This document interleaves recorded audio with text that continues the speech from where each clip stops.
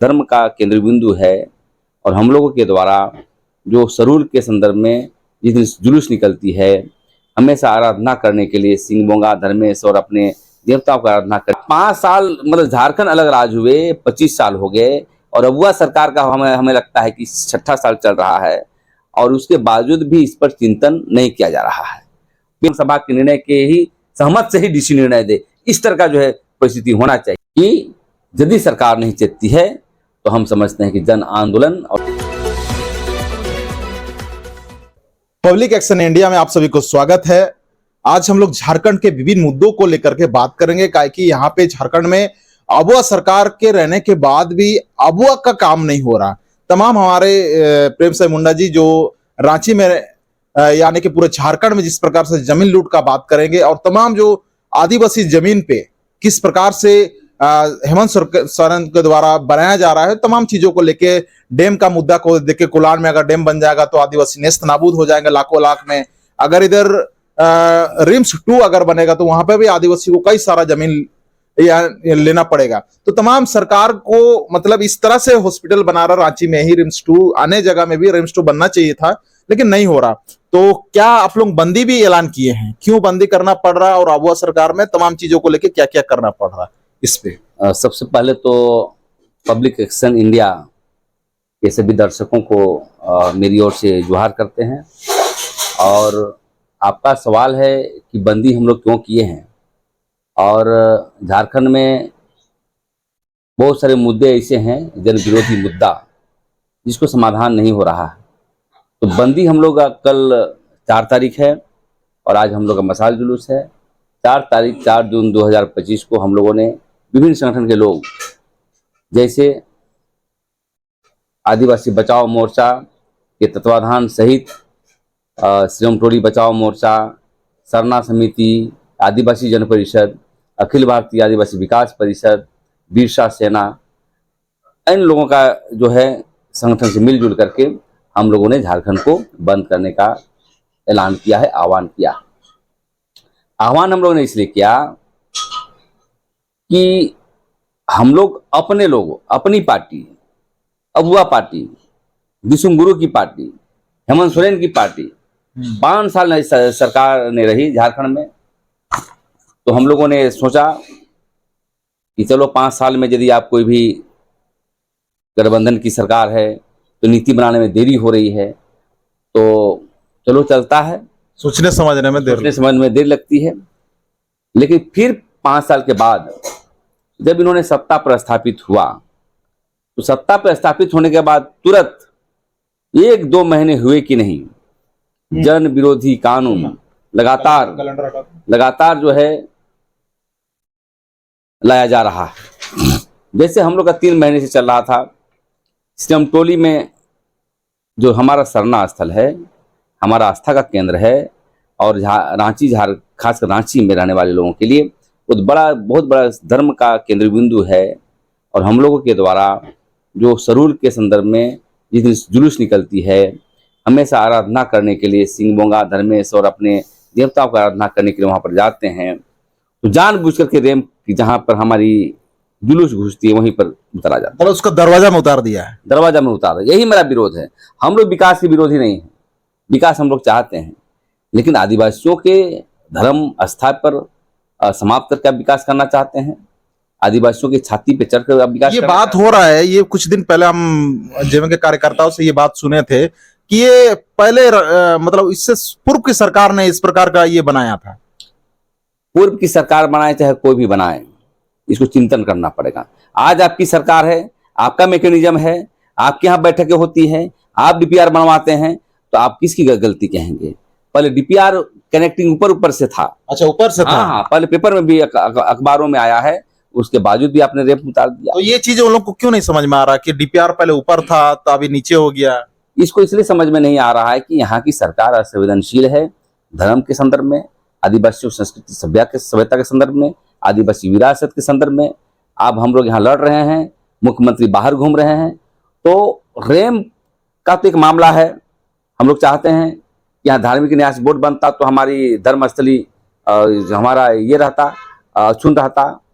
और तुरंत बाद देखते हैं कि हमारे मारांग गुरु पार्श्वनाथ पहाड़ में, वहाँ पर भी देखिए जैनियों के लिए तीर्थ स्थल घोषणा कर दिया। और अपमान, हमारे देवताओं का अपमान करने के लिए देख रहे हैं कि वहाँ कौन कौन वाइन पीता है, दारू पीता है, शराब बिकता है, सुअर बिकता है, सब उसको रोकने के लिए काम कर रहा है। तो दूसरी बात है कि सरकार हमारे धर्म स्थल को नहीं बचा पा रहा है। आप देवी मंदिर देखिए, वो हमारी जमीन पर है, हमारा अधिकार नहीं है, गवर्नमेंट चलाती है।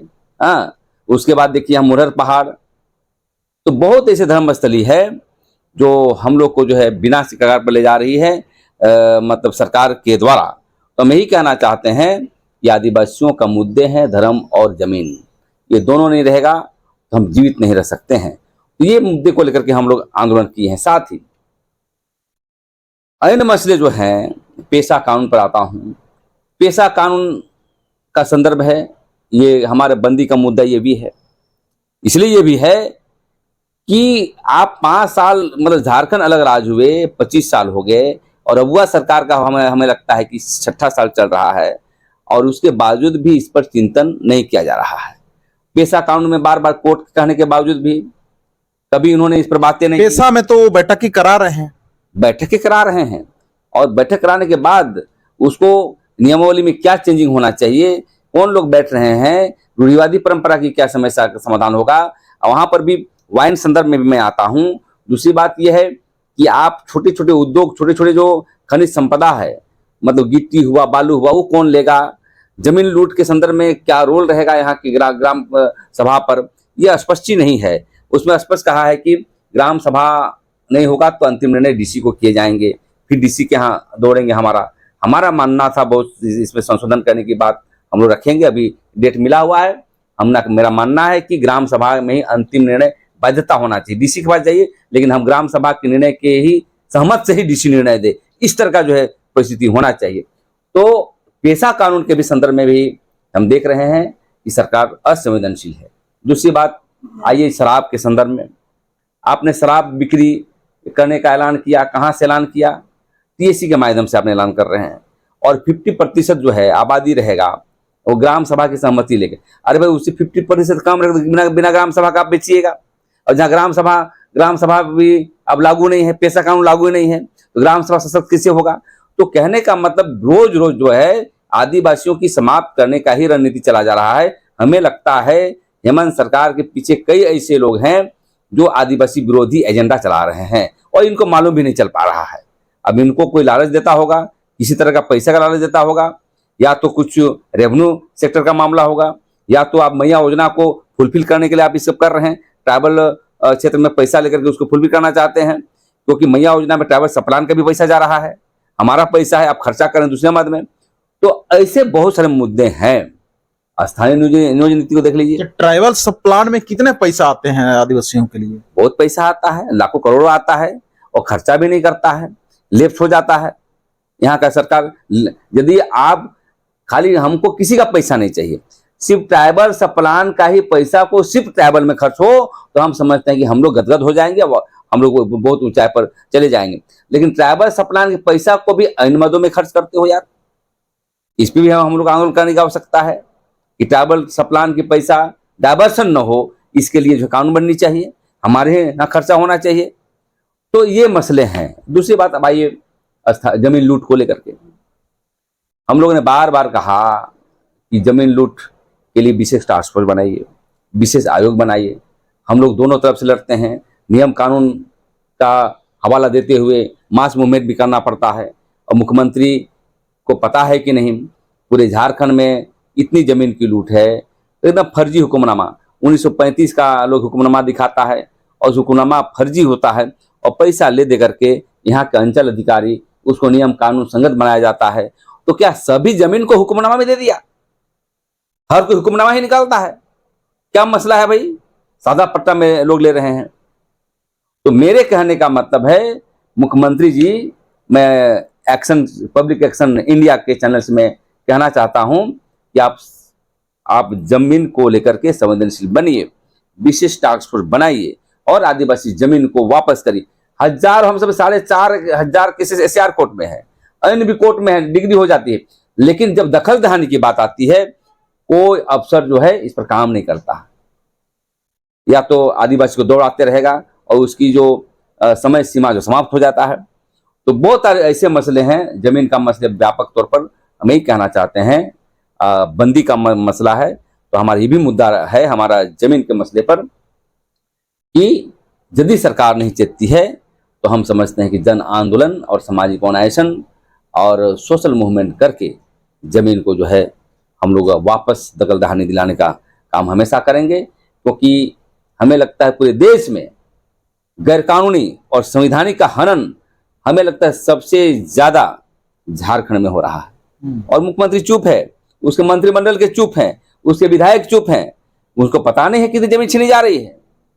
तो जब तक आप यहाँ के आदिवासी मूलवासियों के लिए विशेष जो है विकास के पैमाने पर आप एजेंडा तय नहीं करते हैं, उसके लिए आप रणनीति नहीं बनाते हैं, तो जमीन तो बेचेगा ही ना। ये आदिवासी दर्शन के साथ आपको चलना होगा। आपने कहा था नियोजन नीति के संदर्भ में कि 25 करोड़ का हम देंगे आदिवासियों को देंगे, ठेका पट्टा के लिए देंगे और कारोबार के देंगे। वो कहाँ गया भाई? आपका मैया योजना में सब भेज रहे हैं क्या? कैसे आगे बढ़ेगा आदिवासी समाज? आदिवासी रोज आप देखेंगे गुमला के गांव है, सिमडेगा के गांव है, अब तो तमाम क्षेत्र में आ रहा है और घर खाली हो जा रहा है, घर में तालाबंद मिलेगा, पलायन हो रहा है। तो हमारा ये कहना है कि जब तक आप झारखंड के रोजगार सृजन आप नहीं करेंगे तब तक जमीन बिकेगी। बिल्कुल। और पलायन का एक बात है, जिस प्रकार से पलायन हम लोग देखते हैं कि बिहार से लोग यहाँ पे वो लोग को रोजगार मिल रहा है, यूपी के लोग को यहाँ पे रोजगार मिला। कल परसों हम लोग स्टेशन गए थे तो सारा बाहर के लोग आए हुए थे और कहाँ काम करते हो बोले झारखंड में काम कर रहे हैं, यहाँ बगल में काम करते हैं। पलायन कैसे हो रहा है? पलायन होना जरूरी है कि पलायन होता क्यों है? पलायन इसलिए हो रहा है और होता जा रहा है कि यहाँ की रोजगार की साधन नहीं है। आप एक गांव ने कई गांव जाएं तो वहां कुछ नहीं है, खेती बाड़ी कुछ लोग करते हैं, पहाड़ी क्षेत्र है। तो जब तक रोजगार का सृजन के लिए आप एक्शन प्लान नहीं करेंगे, सेल्फ हेल्प ग्रुप बना करके छोटे छोटे उद्योग जापान के तर्ज पर आप डेवलप नहीं करेंगे, मछली पालन हुआ, मेडिसिनल प्लांट हुआ, बहुत सारे मुद्दे हैं, मसले हैं उद्योग मतलब खनन के अलावे भी, लेकिन अब इस पर जब तक प्लानिंग नहीं करिएगा आगे नहीं बढ़ सकता। लेकिन यहाँ के मुख्यमंत्री प्लानिंग गलांग से कुछ मतलब नहीं है, सिर्फ अबुआ सरकार के नाम से आदिवासियों को वोट पर छीनना चाहती है। अन्य मुद्दे पर मैं आता हूँ। हमारा आज का जो विभिन्न मुद्दे में से एक मुद्दा धर्म कोड भी है। आज जनगणना हो रहा है, तो जनगणना में हमारे समाज के लोग तो अभी भी अनपढ़ हैं, वो सजग नहीं है कि हम कौन सा धर्म लिखेंगे, हमारा कौन संस्कृति लिखेंगे, कौन भाषा लिखेंगे, और अब की मतलब टैब में होगा इसमें, है ना।